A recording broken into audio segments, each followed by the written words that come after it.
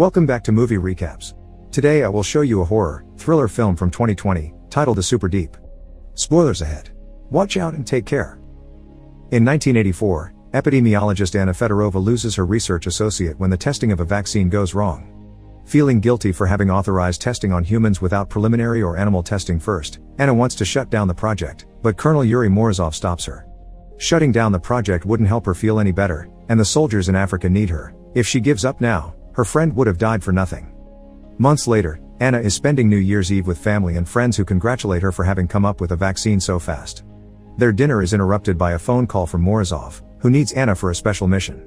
There's been an incident at the Kola Superdeep borehole, some noises have been heard and people disappeared, so the station has been shut down and will be sealed in 24 hours. The head of research has been denounced for hiding data on a supposedly unknown disease, and that's why they need Anna. After Morozov promises her full credit for the discovery and the position of head of the Military Biological Defense Institute, Anna accepts and gets ready to leave. In the morning, Anna arrives at the station together with Morozov and a group of soldiers led by Major Sergei Mikheyev and his right hand Agorov.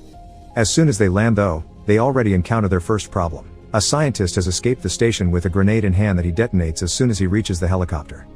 The group hears a buzzing in their ears for a few seconds, but luckily they're all fine. Anna wastes no time and goes to check the scientist's body to gather a sample while Sergei teases her for her accent, trying to guess where it's from. The sample, however, turns to dust as soon as Anna puts the lid on the test tube, and she can't help noticing a weird red glow on the body as well. One of the station's guards explains that the scientist went crazy as soon as he reached the surface, and he was so strong not even 3 soldiers could stop him. The rest of the staff is being evacuated now, so Anna goes to take samples from them before they leave. One of the men tells her everyone's dead down there and the disease is a lie, so she should run back to her family. All the miners seem fine, but the one with the scar saw something that has scared him, so Anna does think it may be more than a disease. Afterward, Anna, Morozov, and the squad of soldiers enter the station with head scientist Pyotr Kuznetsov and Dr. Dmitry Grigoriev. Anna tries to ask some questions about this mysterious infection, but Grigoriev refuses to give her details because he thinks they're all here with an ulterior motive. He'll only help them enough so that they can get their sample and guarantee a safe evacuation for all the survivors, no more. Anna wants to know why he even locked up the survivors in the first place, but Grigoriev doesn't answer that either. The group makes it to the elevator, where Grigoriev has to be careful when imputing the access code because getting it wrong 3 times makes the elevator crash as a security measure. Thankfully he gets it right on the 3rd try, so the party begins descending into the deepest man-made hole in the world. When they reach their floor though, the brakes don't respond, so Grigoriev depressurizes the elevator and puts on an oxygen mask while the rest of the group passes out. When they wake up a few moments later, Grigoriev has left with the elevator key. It seems they've made it to the facility's resort, which is the area the staff lives in most of the time. The main research level is even lower and there is a second elevator that can take them there, but they can't activate it without the key. This area used to be crowded at all times, but now, they find only 2 remaining staff members, engineer Nikolai and Dr. Kira Vitalyevna, who were left behind during the initial evacuation. Kira takes them to the lab so Anna can take samples from both and look at them in the microscope, confirming neither of them is infected. It seems Grigoriev had it all planned and they were left in this area on purpose because it's clean from any possible signs of the disease, so they'll need to look for a proper source elsewhere. Speaking of Grigoriev, he reveals himself to Anna to ask her to take the team back to the surface through the shafts and save themselves while they can because people should always be the priority. Anna calls the soldiers to capture him, but before they can reach him, Grigoriev escapes using the elevator, only leaving a bloodstain on the door behind. They decide to send a group of soldiers led by Agorov into the shaft, which they need to force open because Grigoriev had sealed it up. While the soldiers put on protective suits to withstand the incredibly high temperatures of the lower levels, the shaft doors suddenly open on their own, revealing lab assistant Olga Krylova looking rather sick after walking through the heat to reach them. The soldiers rescue her and take her to the lab, then go down the shaft. Before starting the checkup, Anna asks Olga some questions, but she remembers nothing of what happened down there. She's also burning with fever, even though she says she's cold. When Anna takes off her gown, she makes a disturbing discovery on Olga's back. It's covered with disgusting mold-like growths, which Olga claims don't hurt, not even when Anna makes a cut to take a sample. While the soldiers report having found some kind of life in the lower level, Anna puts the sample under the microscope and discovers it's a cellular parasite, some highly virulent form of mold. Fungi and mold are the least studied forms of life, and this one is unknown, so that's enough for Morozov to end this operation and start heading back. Nikolai begins working on the elevator system to force it to come back, which will take over an hour. Sergei tries to contact his team again, but they seem to be in trouble at the sight of something dangerous and don't answer their walkie-talkies anymore. At that moment, Grigoriev contacts them through the speakers and tells them he had hoped they would escape through the shafts, so now they leave him no choice. Grigoriev proceeds to set off a bomb to seal them all within the facility as he asks for forgiveness, and Anna is reminded of her own guilt related to the vaccine when the area starts shaking around her because of the explosion.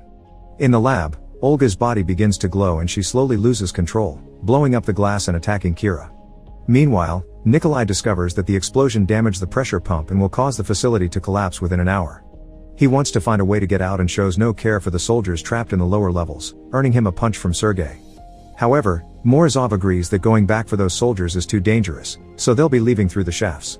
Sergei goes with Anna to the lab to retrieve Olga and they find a very unpleasant surprise. The entire place is covered with mold, and Olga is half melted to the floor but still alive.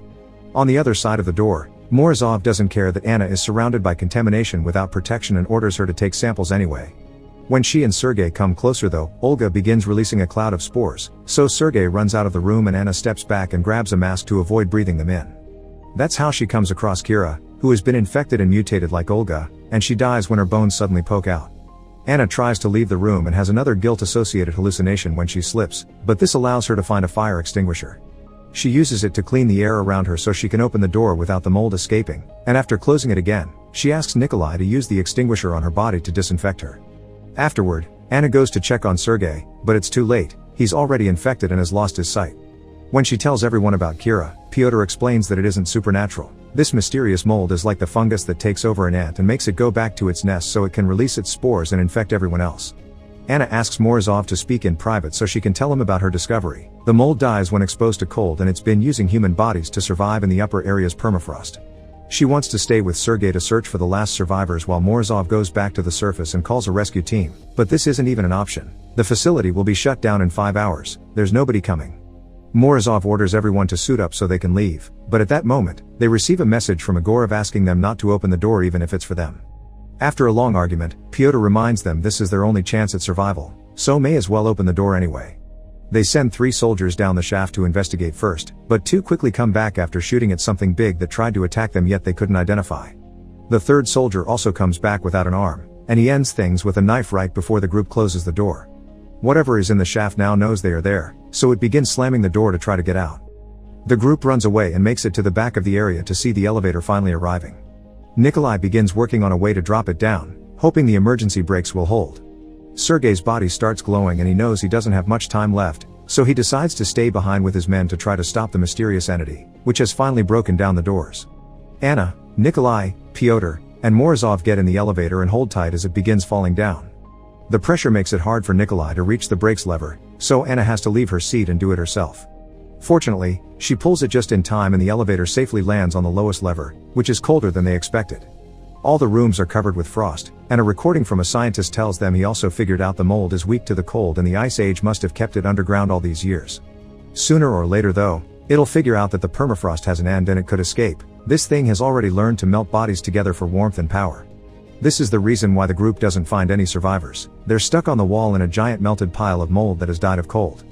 Morozov takes the last suit and enters the 200 degrees environment to try to recover the elevator key from Grigoriev. While they wait for him, Anna asks Nikolai and Pyotr not to say anything about this mold when they return to the surface because it would bring more people to investigate, putting humanity in danger. Nikolai accepts, but Pyotr is hesitant because he had been hoping to make a big discovery that put him on the map. When Morozov takes too long to come back, Anna decides to enter the hot area next without any protection, since in theory, the human body can survive there for a few minutes. As blisters begin appearing on her body, Anna finds Morozov dead on the floor because the suit had been sabotaged by Grigoriev. At least he has the elevator key in his hand, so after seeing the mold glowing on the walls, Anna takes the key and runs back inside. Nikolai tries to help her, but Pyotr suddenly shoots his leg and demands to be given the elevator key so he can go out and get the fame he deserves for this discovery.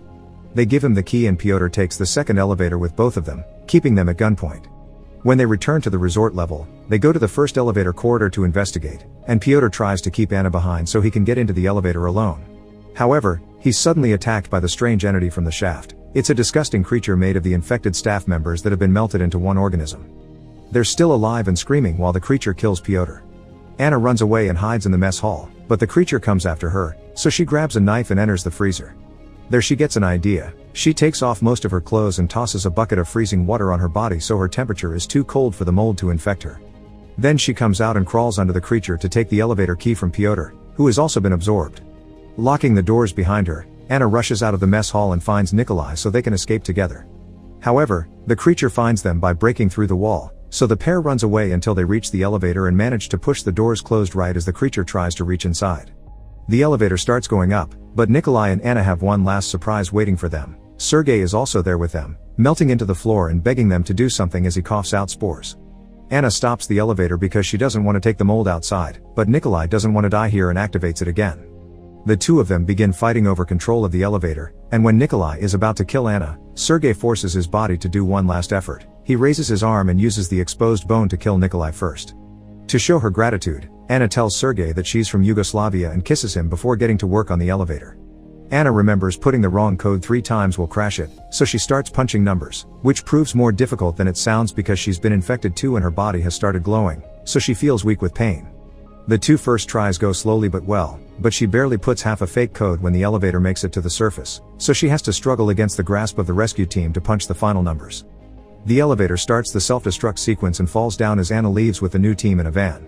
Surrounded by soldiers, she takes the chance to steal a grenade from them and gets off the vehicle as soon as the van leaves the facility. Seeing more scientists are arriving, Anna approaches them and detonates the grenade, matching the beginning of the story.